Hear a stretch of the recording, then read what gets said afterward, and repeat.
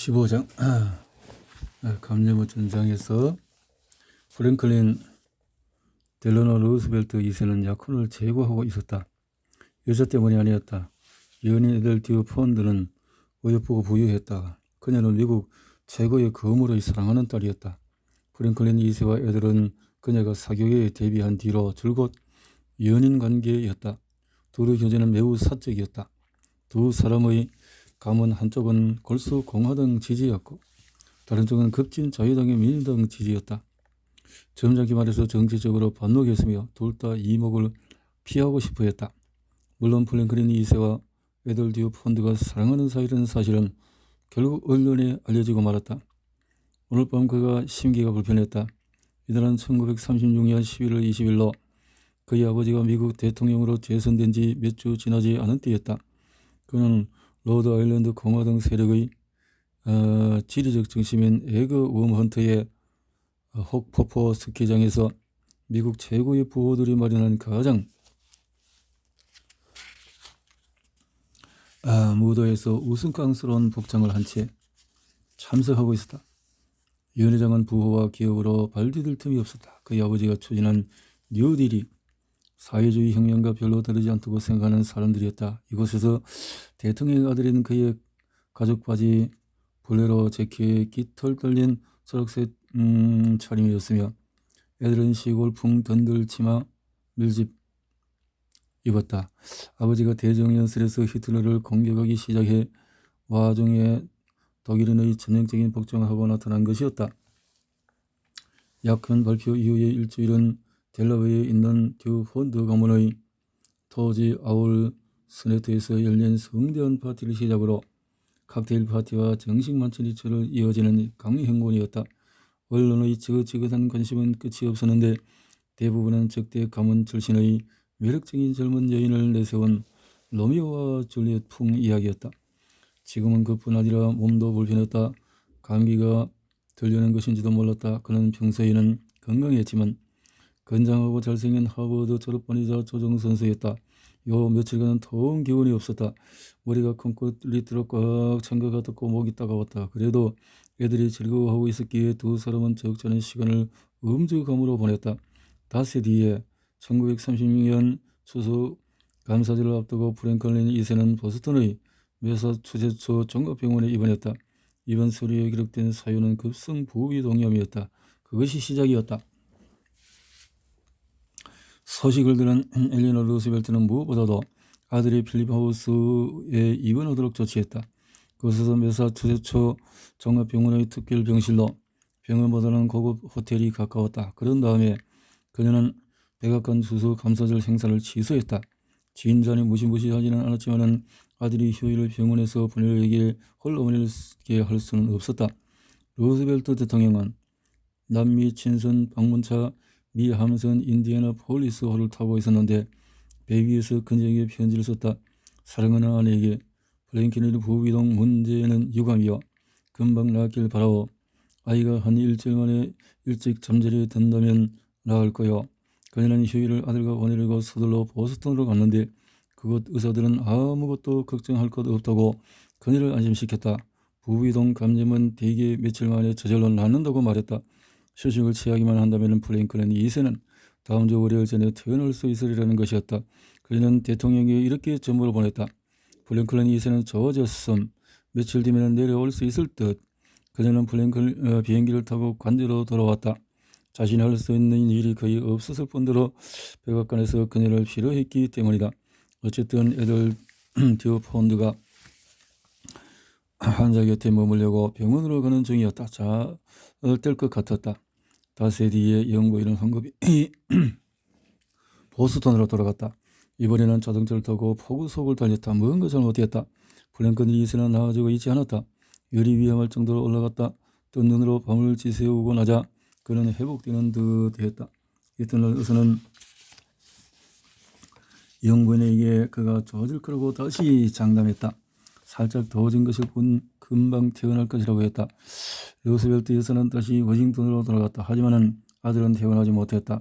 공식적으로는 병원 당국의 긍정적인 발표가 계속 흘러나와 매일같이 신문에 실렸다. 하지만 환자 상태는 나빠지기만 했다.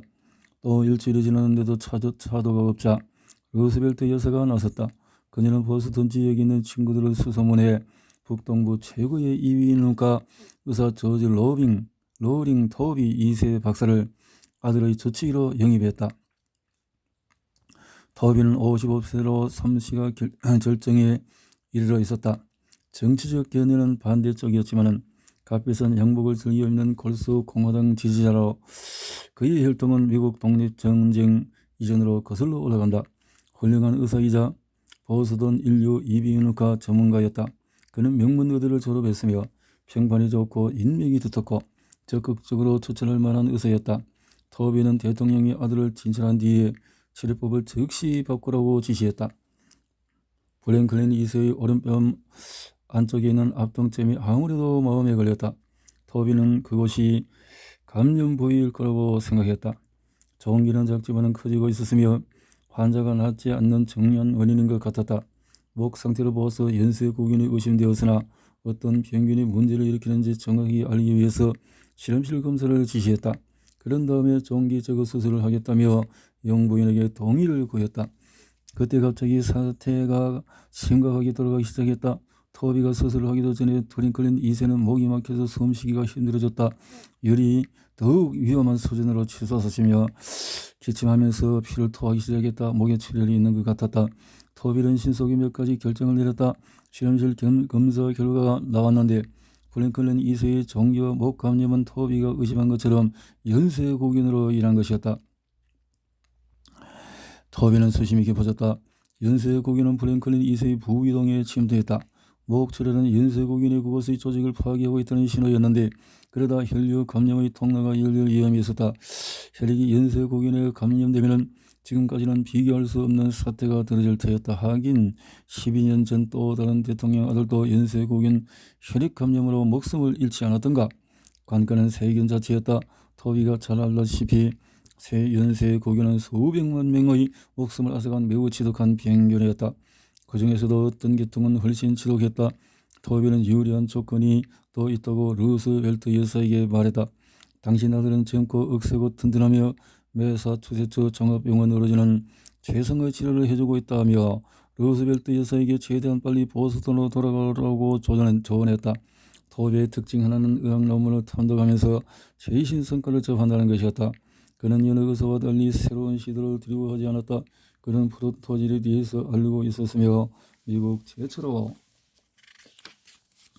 심각한 연쇄구균 감염 환자에게 프론토질을 투여하는 의사 중에 한 명이었다. 결과는 긍정적이었다. 그는 존스 홉킨스에서 론과 볼리스 등이 시행한 최근의 집중적인 시설에 대해서도 알고 있었다. 감염이 진행된 사례에서 항이 효과를 발휘할 수 있음을 점차 분명해졌다. 그가 보기에는 항은 아직 입증되지 않은 실험 단계 약제였으며 실험적 약제를 대통령의 아들에게 시도하는 것은 달갑지 않았지만은 달리 방도가 없었다. 그는 루스벨트 여사에게 프론토질에 대해서 이야기를 했다. 그녀는 투약을 승인하기 전에 정보를 더 얻고 싶었다. 그래서 프론토질에 대해서 페린롱어 경험 부작용은 무엇인지 자기 아들의 사례에도 적용할 수 있을지를 알기 위해 그에게 직접 전화를 걸었던 것이다. 아들을 훗날 썼듯이 기니피그로 쓰는 것이 망설여졌지만은 론과 이야기를 나누고 그가 관찰한 부작용이 매우 경미하다는 것을 알고 나서 토비에게 시도를 허락했다. 프론토질 절로 비율되는 근사한 약제였다. 액상일 때는 의사들이 포트레드나 루비레드라고 부르는 선명하고 진한 빨간색이었으며 유리병이나 주사기에 넣으면 빛을 깊이 끌어들였다가 다시 내뿜었다. 혈액과 같은 색깔이었지만 진짜 혈액이 결코 가질 수 없는 투명함과 순수함이 있었다. 프랭클린 2세가 입원한 지 셋째 주에 접어든 12월 중순에 토비는 프론토질을 처음으로 주입했다. 용량은 여전히 물음표였다. 환자 상태가 악화되고 있었기에 토비는 적극적인 치료 차원에서 넉넉한 양을 투여했다. 빨간색 액체를 주사하고 바이엘 미국 지사에서 구한 흰색 알약프론틸린이라는 상포명으로 시판이 준비되고 있었다. 환자의 목에 밀어넣었다. 처음 몇 시간 동안은 변화가 거의 없었다. 뭔가 심상치 않다고 느낀 기자들이 토비에게 질문을 던지기 시작했다. 12월 13일에 토비는 블링컨은 2세의 열이 떨어지기를 기다리고 있으나 자신이 원하는 부비동 수술을 하기란 여전히 너무 높다고 기자들에게 말했다. 너무. 기자들은 블링컨은 2세가 연휴를 집에서 보낼 수 있을지 물었다. 토비의 대답은 그럴 수 있고 아닐 수도 있다고 했다. 에덜드 폰드와 루스벨트 여사가 블링컨 2세의 곁을 지키고 있었다. 루스벨트 여사는 이렇게 썼다. 아직도 병원에서 마냥 기다리고만 하고 있다. 언제 병원 치료가 예정대로 정확히 효과가 나타날 수 있을지 알 수 없기 때문이다. 기나간 지난 삶을 돌이켜 보면 누가 아팠을 때 할 수 있는 일 중에서 하나는 기다리는 것이다. 그러니 병실에서 나가달라고 정정하게 부탁받았을 때 간편하게 할 수 있는 소일거리가 있어야 한다. 안 그러면 진료가 끝날 때까지 멍하니 기다려야 한다. 정말로 바쁜 사람들은 간호사와 의사이므로 끈기 있게 기다리면서 필요할 때를 대비해 원기를 비축할 수 있다는 것은 무척 다행스러운 일이다. 엘리나 루스벨트는 아들의 병실 밖 복도에서 의자에 앉아 대기하는 동안에 무선 편지에 답장하는 일로 시간을 보냈다. 주사를 맞자 블링컨은 2세의 피부에 붉은 기가 돌았는데 이것은 약제가 효과를 나타내는 신호라고 토비가 루스벨트 여사에게 말했다. 블링컨은 2세의 피부는 금세 원래의 색깔로 돌아왔다. 토비는 매 시간 환자를 깨워서 약을 더 투여하고 시력을 채취하고 체온을 측정했다. 첫 긴 밤에는 여전히 변화가 거의 없었다. 적어도 더 나빠지진 않았지만 그러다 마침내 열나흘째 블링컨이 2세의 열이 내려가기 시작했다. 목의 부기도 빠지고 있었다. 한낮이 되자 그는 더 쉽게 잠들었으며 깨었을 때는 기운을 약간 차린 것 같았다. 뺨의 감염 부위는 이제 벌겋거나 물렁물렁하지 않았다. 체온은 몇 시간 안에 정상으로 떨어졌다. 그는 잠에서 깨자 배가 고팠다. 토비는 그날 저녁 기자들에게 환자가 무척 좋아졌다고 말했다. 수술할 필요가 없을 정도였다. 실은 상황이 완전히 역전되었다. 블링컨 2세의 상태가 너무 빨리 호전되는 바람에 토비는 이례적인 규칙을 적용해야 했다. 목조직이 났다가 손상을 입지 않도록 환자는 웃는 것이 금지되었다. 블링컨 2세에게 일어난 일은 그 다음에 일어난 일에 비하면 약과였다. 뉴욕타임스 기자들이 토비를 계속 주시하고 있었는데 그러다 금세 푸른 토질에 대해서 듣게 되었다. 12월 17일자 뉴욕타임스 일면에는 신약이 루스벨트 2세의 목숨을 구하다라는 제목의 기사를 실렸다. 기사는 전 국민의 상상력을 사로잡았으며 뉴스 제공 서비스를 통해서 미국과 전 세계 유수의 신문에 실렸다. 그 뒤에 몇 주 동안의 주간지 라디오 월간지에서 푸른 토지를 특집으로 다뤘다. 단기간에 어마어마한 이야기가 되어버린 것이다. 대다수 일반인이 처음으로 푸른 토질과 슬퍼지에 대해 알게 되었다. 이것은 긍정적인 이야기요. 의학의 개가요. 불황의 고통에 대한 아무런 이야기가 끝없이 이어지던 와중에 등장한 반가운 위로였다. 이를 계기로 전 세계에서 푸른 토질 수요가 폭등했다. 사람들은 블링컨 2세가 낳은 이야기를 읽고 나서 매사추세츠 종합병원 토비 블링컨 2세 심지어 백악관에 편지를 보내어 푸른 토질에 더 많은 정보와 공짜 조언을 달라고 요청하기 시작했다. 에덜드 폰드의 존재를 모르는 젊은 여인 몇 명은 블링컨 2세에게 청원하기도 했다. 왜 블링컨 2세를 백악관에서 치료하지 않았느냐고. 그렇다면 입원에 소요되는 비용을 자신이나 돈이 궁한 사람에게 줄 수 있지 않겠냐고 루스벨트 여사에게 묻는 사람도 있었다. 만성 부비동염을 아는 사람들도 질문을 쏟아냈다. 토비는 공식 발표를 통해서 부비동염이 연쇄구균 감염과 달려서 여러 세균이나 바이러스에 의해 생길 수 있고 상당수는 신약이 듣지 않는다고 말해야 했다. 미국에서는 푸른 토질과 관련 약제의 수요가 치솟았다. 블링컨 2세는 푸른 토질 적덕에 목숨을 구했지만 여전히 중증 부비동염을 앓고 있었다. 하도 쇠약해져서 추석 감사절뿐만 아니라 성탄절까지도 필립 하우스에서 보내야 했다. 성탄절에 루스벨트 여사는 신문 1일 칼럼에 이렇게 썼다. 워싱턴을 떠난 비는 싫었지만 우리 중 누구도 블링컨 2세가 혼자 있다는 생각을 그랬어. 견딜 수 없어. 내가 이곳 보스턴에 왔다. 그런데 그녀의 방문에는 또 다른 목적이 있었다. 그녀는 사적으로 보낸 편지에서 남편의 두 번째 임기를 지원하느라 지치고 우울했으며 아들의 고통대로 위태로운 병 때문에 기진맥진했다고 털어놓았다. 보스턴에 가면 겨울의 엄격한 공식 행사들로부터 벗어날 수 있었다. 블링컨 2세가 잠들어 있을 때는 책을 읽으며 쉴 수도 있을 터였다. 이제 블링컨 2세의 상태는 가족이 불철저히 지켜보지 않아도 될 정도로 호전되었다. 그는 마침내 부비동령을 이겨내고 2월에 애들 듀폰드와 결혼한다. 5번의 결혼 중에 첫 번째였다. 2차 세계대전에 참전해서 훈장을 받고 의원에 3차례 당선된다. 하지만 그가 한 어떤 일도 그의 병과 회복이 미친 영향에 필적할 수 없었다. 미국에서 가장 유명한 이름이 프론트질의 약효와 연결되면서 미국에서는 설파제 열풍이 거세게 일게 된다. 설파제. 그렇군요. 16장에서 설파제가 미국에 도입되기까지 오랜 시간이 걸렸다.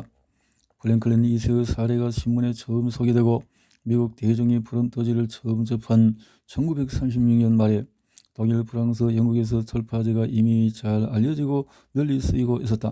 1936년 여름에 설파제가 산용열 환자에게 경이로운 효과를 발휘한다는 콜브룩과 케네의 첫 연구가 발표된 뒤로 의료계에서는 프론토질이 단순히 또 하나의 과장된 독일의 화학 치료제가 아님을 알아차렸다.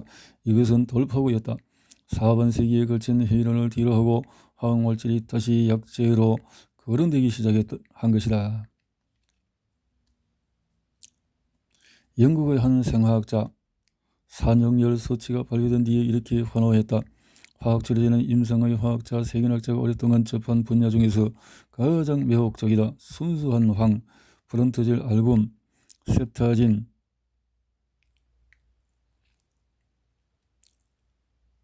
비롯한 여러 형태의 프론토질이 산부인과 병원을 비롯해서 연쇄구균, 성질병을 치료하는 모든 곳에서 신속히 채택되었다. 프론토질은 값싸고 목숨을 구할 수 있었고 부작용도 거의 없었다. 그러니 모든 사람에게 주지 않을 이유가 어디 있었겠는가. 프론토질 사용은 급속하게 어떤 사람들이 보기에는 경미적으로 퍼졌다. 산과 의사들이 산용열 환자뿐만 아니라 분만으로 오는 모든 여성에게 예방적으로 설파제를 처방하는 것을 본 콜브룩은 렌시스에 단호한 편지를 써야겠다고 마음먹었다. 그는 자신의 연구에서는 건강한 여성에게 감염 예방을 위해서 설파제를 투여해야 한다는 결론이 도출되지 않음을 모두에게 상기시켰다. 그런 다음에 역직이 혈액의 화학 조성 변화 등이긴 하지만 신장 기능 저하, 알레르기 반응 같은 부작용이 없지 않으며 설파제 이용량이 늘수록 부작용이 더 많아질 거라고 언급했다. 한마디로 설파제를 사탕처럼 주면은 안 된다는 것이었다. 하지만 지니어 램프는 이미 뚜껑이 열려버렸으며 다시 닫을 방법이 없었다. 유럽에서는 1936년부터 37년까지 설파제 채택률이 부쩍 증가했다. 영국의 한 의사는 이렇게 말했다.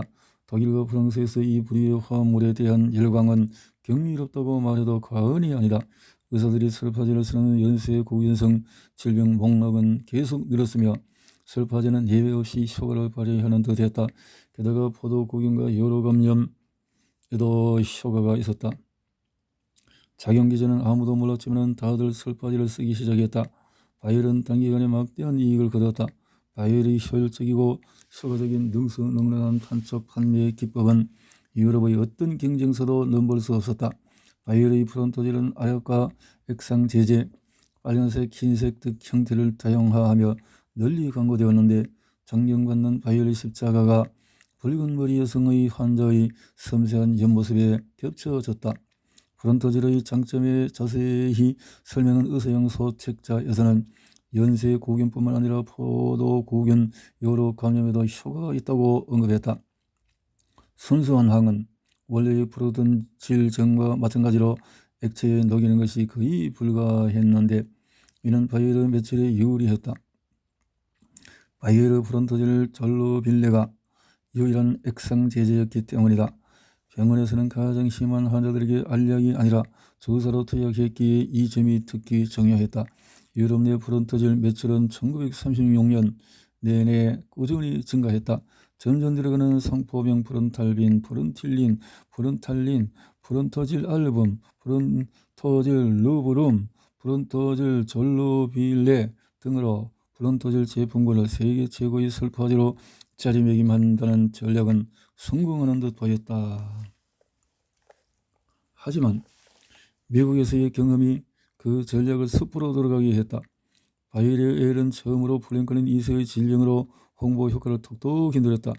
그 이야기는 널리 소개되었으며 모든 기사에서 브론토질이나 브론틸린, 바이엘이 미국에서 출시한 순수한 황의 상품명을 언급했다. 수백만 달러어치 공짜 광고에 해당하는 횡재였다. 홍보 효과 덕에 바이엘이 놀랄 정도로 매출이 급성장했다.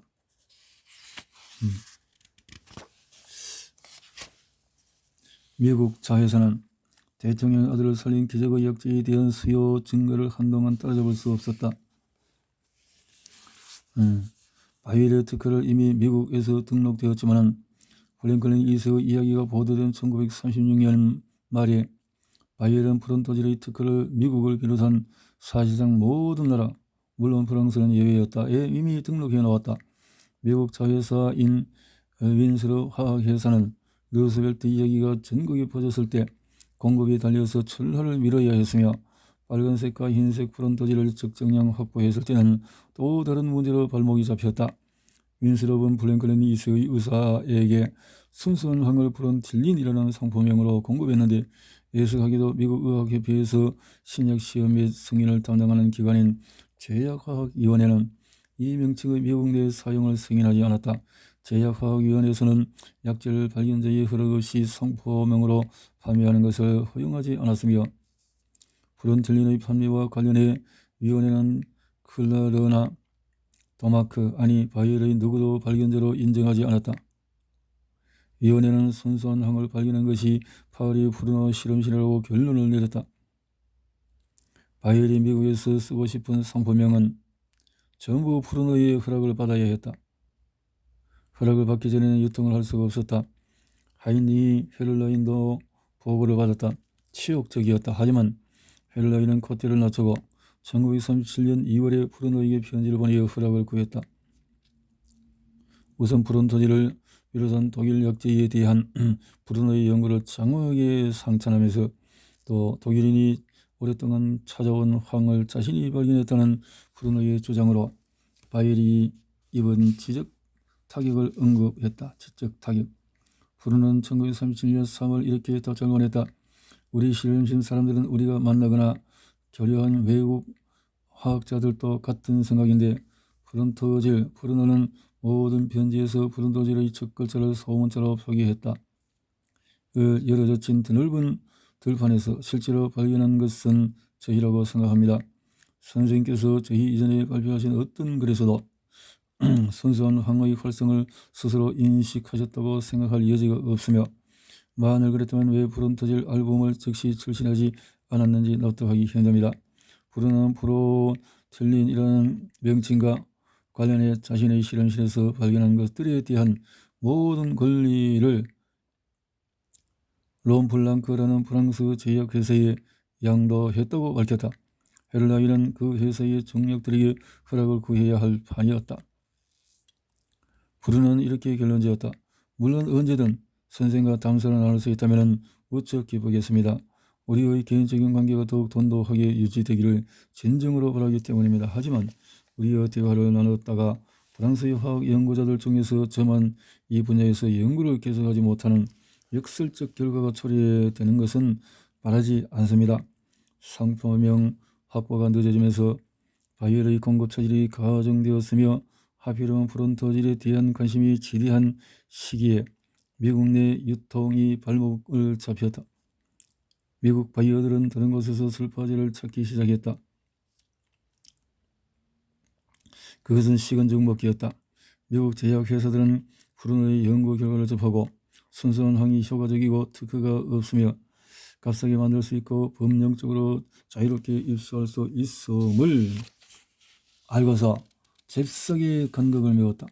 1937년 1006개월 동안 레들리, 릴리, 머크, 스키브, 파크, 데이비스 등 미국 굴지의 제약회사들이 자체 브랜드의 설파제를 생산하고 판매하기 시작했다. 큰 회사들만 참여한 것은 아니었다. 1937년 정립이 되자 미국의 수많은 군소 회사들이 설파제 물결이 편성하는 바람에 집계가 불가능할 지경이었다. 그의 말에 소비자들은 동네 약방에서 순수한 황금을 20남은 가지 상표명으로 구입할 수 있었다. 설파제 판매가 급증했으며 프런토질은 수많은 제품 중에 하나에 불과했다. 1930년대 후반에 설파제 열풍을 부추긴 또 다른 요인은 설파제의 기적적인 효과에 대해서 전문 학술지와 대중 매체를 막론하고 끊임없이 쏟아지는 긍정적인 의학적인 이야기를 들이었다. 블랭클은 2세 사례 직전에 1936년 11월에 론과 블리스는 신약의 대규모 성과에 대한 미국 최초의 의료 보고서를 제출했다. 두 사람은 미국 의사들의 공식 회의에서 존스홉킨스의 연쇄 고균 환자 70명에 대한 결과를 발표했다. 병명은 피부 발진에서 복강 감염까지 다양했다. 많은 사례는 꽤 진행된 상태였다. 수막염에 걸린 아동들에게 많은 관심이 쏠렸는데 수막염은 가장 치명적인 아동 질병 중에서 하나였기 때문이었다. 수막염은 세균이 척소에게 침투해 척소액을 희뿌옇게 만드는 것이다. 수막염을 일으키는 세균은 여러 종류가 있는데 가장 흔한 수막염균은 지금껏 설파제가 무용지물이었다. 하지만 연쇄고균도 수막염을 일으킬 수 있다. 연쇄고균 수막염은 사망 선고나 다름없었다. 설파제 이전에는 연쇄고균 수막염 환자 100명 중에 2명만이 살아남았다. 론과 블리스는 존스홉킨스에서 설파제를 써서 10명 중에 9명의 목숨을 구했다고 보고했다. 대표적인 사례로 1936년 12월 7일에 병원을 찾은 5살 빼기 여자아이가 있다. 체온은 41.1도였고 안구 떨림이 있었으며 눈 주위 근육이 마비되었다는 표시다. 척수액이 탁하고 부었다.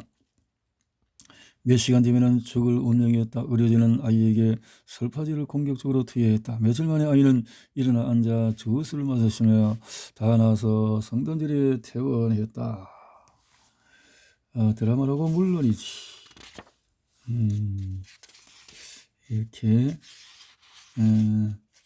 멋진 성과들이 일어나게 되는 것을 보게 되네요. 물론이지. 설파제. 독일에 있는 헤를라인의 엘버벨트 공장에서는 약제 개발진이 모여서 다시 한번 일사불란하게 연구하기 시작했다. 순수한 황의 비밀이 밝혀졌지만 기뻐할 일은 얼마든지 있었다. 도마크 미치 클라르는 독일 화학으로부터 독일 최고의 화학상인 에밀 피셔 기념 메달을 받았다. 공식 발표에서 세 사람은 그간의 갈등을 언급하지 않았다. 도마크는 이렇게 논평했다. 세균 감염의 화학요법에 대한 의사의 화학적인 협력은 앞으로도 많은 성공을 거둘 것입니다. 하지만 프런토지를 발견한 공로를 두고 도마크가 누구를 남편으로 여기고 누구를 아내로 여기는가는 분명했다. 전세기 신문기사와 논문은 도마크와 그의 극적인 1932년 성탄절을 생리 실험에 초점을 맞췄으며 화학자들은 기껏해야 조연으로 언급할 뿐이었다. 미국에서 순수한 황이 프론토질 대신에 약재로 선택되고 유럽과 아시아에서도 자체 의약품을 생산하는 제약회사가 늘면서 바이엘은 더 많은 질병에 더 잘 듣도록 개량된 차세대 설파제를 찾아내야 했다.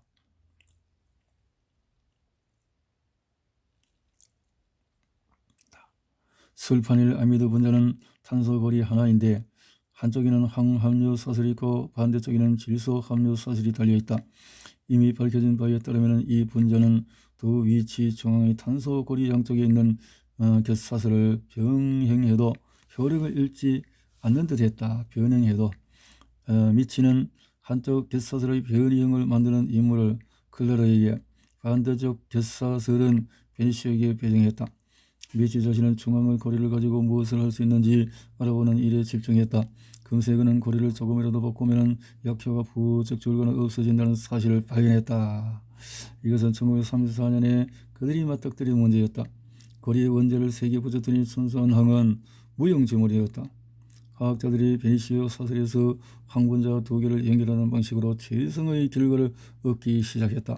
1937년에 도마크는 이중 황 분자가 연쇄고균뿐만 아니라 인질 포도고균 그리고 놀랍게도 그의 숙적 가스 개조에도 효과가 있음을 발견했다.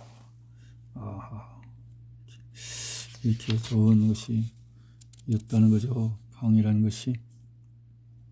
더마크는 설파제에 대해서 꾸준히 논문을 발표하면서 발견자로서의 입지를 굳혀갔다. 하지만 설파제 작업을 조용히 진행한다는 것은 불가능에 가까웠다. 설파제는 관심과 갈등을 불렀다. 그래서 연구진 도색고 브루너가 화가 난 데는 헤를라인이 설파제 연구에 대해서 프랑스의 기여를 겸허히 무시한 탓도 있을 것이다. 헤를라인이 브루너의 이름을 공식적으로 거론한 것은 프랑스의 발견으로부터 2년이 지난 1937년이었다. 그는 순수한 황희 연쇄고경 감염에 대해 자기에서의 아주 염려와 같은 효과가 있다는 사실을 여러 브루너의 협력자들이 처음으로 공개했음을 마침내 영국 청정위에 언급했으나 그때조차 파스텔 연구소의 기회를 깎아내렸다. 심지어 바이에르 홍보 자리에서는 프랑스의 공로로 전혀 인정하지 않으려 들였으며 그 시기의 한 판촉력 소책자에서는 순수한 황의 발견지를 파리에서 엘버벨트로 옮기기까지 했다. 브루너가 격분할 만도 했다. 독일인들이 순수한 황에 대해서 알고 있어도 그 발견을 숨겼다는 그의 이 비난은 다른 연구자들에게 특히 영국에서 공고를 일으켰으며 바이엘이 생명을 구하는 약재를 발견해 놓고도 자기네 이윤을 위해서 비밀을 붙였다는 통념이 금세 정착되었다. 이에 대해서 헤를라인은 브루너에게 편지를 보내서 자신이 프론토지를 연구하면서 매우 실망했다라고 강조하면서 뒤이은 프랑스의 연구가 오해를 처리한 것에 불만을 나타냈다. 물론 바이엘이 독자적인 무색의 파생물을 찾고 있었다는 말도 빼놓지 않았다. 사실 우리 실험실에서는 그 분야에서 이미 당신들보다 앞서 있었습니다. 우리가 결과를 즉시 발표하지 않은 것은 프론토질 때와 마찬가지로 단지 실험 결과를 임사적 실험을 통해서 가장 정확한 방법으로 입증하고 싶었기 때문입니다. 놀라운 발언이다. 하지만 바이엘 사료관에 있는 그 시기 문서 중에서 바이엘이 순수한 술파닐 아미드 같은 성분에 대해 임상시험을 했다는 기록은 전혀 없으며 도마크의 실험 노트나 화학자들의 월간 보고서에도 그런 취지의 언급은 찾아볼 수 없다. 헤를라인이 자신의 회사와 그 자신을 개인적으로 난처하게 만든 프랑스의 발견에 대해 공로를 되찾으려던 것은 아닌가 싶다. 브루너는 답장에 이렇게 썼다. 선생께서 왜 실망했는지 이해하고도 남았습니다만 왜 저를 질책하시는지 납득하기 어렵습니다. 다투는 것보다는 협력하는 것이 낫지 않겠습니까? 브루너는 프랑스 연구진이 바이에르의 업적을 늘 신중하게 인정했음을 헤를라인에게 상기시켰다. 독일인들이 후기에 보답하지 않았다는 사실은 언급하지 않았다. 브루너는 공을 인정받았다면 고맙게 여겼을 것이다. 1936년 말부터 1937년 들어서까지 그는 파스텔 연구소 경영진과 사이가 좋지 않았다. 술파닐 아미드 발견을 더 큰 성과로 발전시키려는 자신의 노력을 경영진이 뒷받침해주지 않는 바람에 급속히 성장하는 이 분야에서도 주도적인 역할을 할 수 있는 기회를 놓치고 있다고 생각했기 때문이다. 모두가 순수한 황을 개량하는 일에 뛰어들고 있었다. 이들을 가져가는 파스텔의 연구소만 뒤처질 게 뻔했다. 미국이 유럽보다 1~2년 늦게 설파제를 받아들인 중요한 이유는 한 가지, 미국 의학학설지에 언급되지 않았기 때문이다. 프랭클린 2세의 사활에 이전까지만 해도 프론토질이 유럽에서 널리 성공을 거두기 시작하던 1935년과 36년을 통틀어 미국 의학협회지에서는 프론토질이나 황에 대한 언급할 필요성을 느끼지 않았다. 독일 통신원이 보내온 편지조차 씻지 않았다. 하지만 1937년 말에 설파제에 대해서 미국 대중의 열렬한 관심을 보이고 판매량과 사용량이 급증하자 의료계에서도 주의를 기울일 수밖에 없었다. 아마도 가장 중요한 사실은 프론토질을 비롯한 설파제가 연쇄고균 폐렴과 또 다른 비슷한 병균인 폐렴 고균에 의한 폐렴이 효과적이었다는 것이었다. 1936년, 37년 미국에서는 수십 개 회사의 화학자 수백 명과 병리학자 수십 명이 생쥐 수천 마리를 대상으로 설파제를 시험하기 시작했다. 순수한 황은 특허를 낼 수 없었지만 이를 새로운 구조에 부착해서 만든 화합물은 특허 대상이었다. 바이엘 연구진은 악당한 제4태를 건강할 뿐이었다. 처음에는 프론토질 계열과 경쟁하는 데 새 설파제들을 면밀히 추적했지만 이내 포기하고 말았다. 너무 많았기 때문이었다. 1937년 5월에 도마크는 동료 의사에게 보낸 편지에서 경쟁을 통해 이런 약재들이 얼마나 빨리 쏟아져 나오는지 놀랐다라고 말했다. 설폰 아미드, 스틸, 이렇게 체코에서는 스푸른, 크로아티아에서는 스트라토젤, 헝가리에서는 암베치드, 폴란드에서는 안티셉틴, 미국에서는 스티사이드, 콜설라이드, 설파미드, 설포나미드 비롯한 수많은 설파제가 출시되었다. 한 역사는 칼부르크와 케니가 첫 논문을 발표한 지 넉 달 안에 런던에서 36가지 황합류 약제를 구할 수 있었다고 추산했다. 그렇게 되어졌군요. 문장에 가깝다. 1937년은 설파제 골드러시의 시작이었으며 모두 한탕을 기도해야 했다. 이렇게 해서 했었다라는 거죠. 병원에서 설파제를 아스피린처럼 나눠주던 일을 떠올렸다. 나중에는 이렇게 수의사와 치과에서도 설파제를 쓰기 시작했다. 사용량이 급증하자 미국 의료지 편집지는 설파제에 대한 어린 침묵을 깨고 급속히 퍼지는 새로운 형태의 약제가 초기의 설파제보다 유독할 수 있다며 독자들에게 경고했다. 다음 날에 뉴잉글랜드 의학 저널은 의사들에게 정량이 아직 확립되지 않았다는 경고 안에서 사람별로 의사들이 나름의 투여량을 정하는 것이 위험하다고 언급했다. 하지만 아동을 대하는 의사들의 학설지들은 더 열광적이었다. 이렇게 다들 설파제를 투여하고 있었지만 제대로 아는 사람은 아무도 없었다. 장기간 투여에도 안전한지는 누구도 모르는 일이었다. 오늘날에는 환자에 대한 장기간의 무작위 이중변경 검사가 일반적이지만 그때는 그렇지 않았다. 1937년 파리 박람회는 국제협력과 진도의 이상향을 보여주었다. 특별히 눈길을 끈 것은 특별 공연의 전신에 스페인관이 그림자를 들여온 것은 파리 박람회를 통틀어서 가장 큰 국가 전시관인 독일관이었다. 박람회에서 뜻밖의 인기를 끈 것은 그랑팔레 뒤에 숨은 자그마한 홀이었다. 발견의 궁전이라는 이름의 이 홀은 관람객 200만 명을 넘겨 현대미술 전시의 관람객의 5배를 기록했다. 그들은 발견의 궁전을 총지한 프랑스의 노벨상 수상자 장 페이랭은 이렇게 썼다.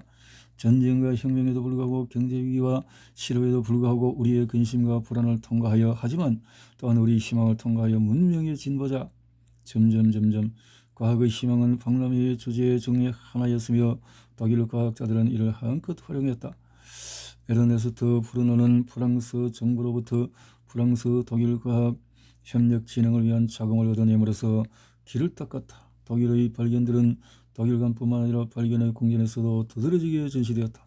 바이엘 실험실에서 발견한 새 합성 항균제 설파제가 처음으로 공개 전시되었다. 도마크도 파리 박람회에서 금메달을 받으며 업적을 인정받았다.